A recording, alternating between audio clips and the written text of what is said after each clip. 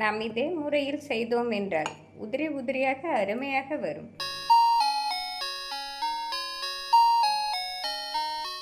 சுவையான தக்காளி பிரியாணி செய்வதற்கு 1 கப் ஜீரக சம்பா பிரியாணி அரிசியை 10 நிமிடம் ஊற வைத்து விடலாம்.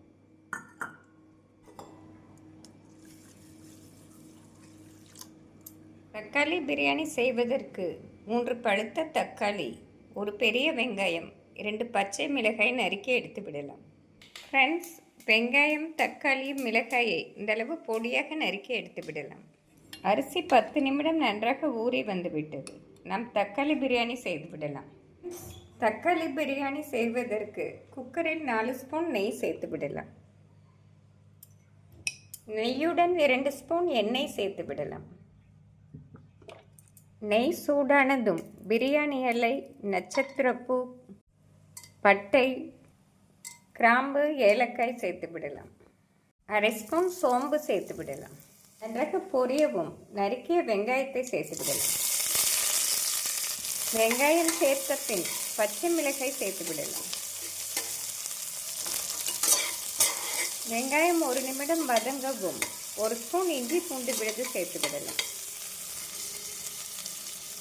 இஞ்சி பூண்டு விழுது சேர்த்து நன்றாக வதக்கிய பின்னர் தக்காளியை சேர்த்து விடலாம். ஃப்ரெண்ட்ஸ், வெங்காயம், இஞ்சி பூண்டு விழுது இந்தளவு பொன்னிறமாக வதங்கி வரவும் தக்காளியை சேர்த்து விடலாம். வெங்காயத்தை சற்று மொறுமொறுப்பாக வதக்கினால்தான் தக்காளி பிரியாணி மிக சுவையாக இருக்கும். நம் தக்காளியை சேர்த்து விடலாம். தக்காளி சேர்த்து நன்றாக வதக்க வேண்டும்.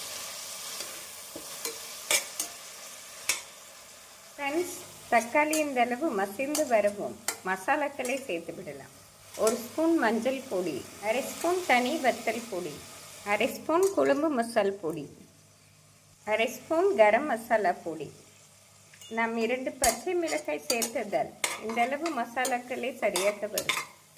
மசாலா சேர்த்து 1 நிமிடம் நன்றாக வதக்கிய பின்னர் மூடி போட்டு மீடியம் ஃப்ளேமில் 2 நிமிடம் வைத்து விடலாம். 2 நிமிடம் மீடியம் ஃப்ளேமில் நாம் மூடி போட்டு வைத்தோம் என்றால் மசாலா தக்காளியுடன் நன்றாக மிக்ஸ் ஆகி வந்துவிடும். ஃப்ரெண்ட்ஸ், தக்காளியுடன் மசாலா நன்றாக மிக்ஸ் ஆகி வந்துவிட்டது.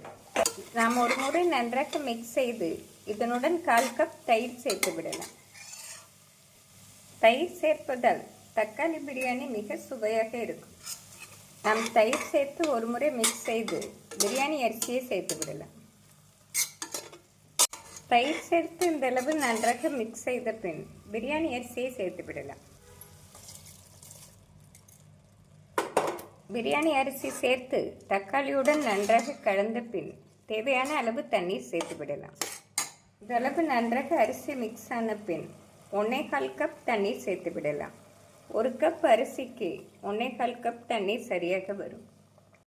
தக்காளியிலே தண்ணீர் சத்து இருப்பதால் இந்தளவு தண்ணீரே போதுமானது. பிரியாணிக்கு தேவையான கல்லுப்பு சேர்த்து விடலாம். ஃப்ரெண்ட்ஸ், நம் குக்கரை மூடி போட்டு ஆவி வரவும் குக்கர் வெயிட் வைத்த பின் மீடியம் ஃப்ளேமில் 10 நிமிடம் வைத்து எடுத்து விடலாம். நாம் மிதமான தீயில் 10 நிமிடம் வைத்தோம் என்றால் பிரியாணி நன்றாக வெந்து வந்துவிடும். குக்கர் ப்ரெஷர் வெளியேறவும் குக்கரை திறந்து விடலாம். ஃப்ரெண்ட்ஸ், மணக்க மணக்க தக்காளி பிரியாணி அருமையாக ரெடி. நாம் இதே முறையில் செய்தோம் என்றால் குக்கரில் ஒட்டாமல் அருமையாக வரும். நாம் தக்காளி, வெங்காயம், பச்சை மிளகாய் இருந்தால் 10 நிமிடத்தில் இந்த தக்காளி பிரியாணியை செய்து விடலாம். குழந்தைகளுக்கு லஞ்ச் பாக்ஸிற்கு இந்த தக்காளி சாதம் தயிர் வெங்காயத்துடன் கொடுத்தோம் என்றால் விரும்பி சாப்பிடுவார்கள். நாம் இதே முறையில் செய்தோம் என்றால் உதிரி உதிரியாக அருமையாக வரும்.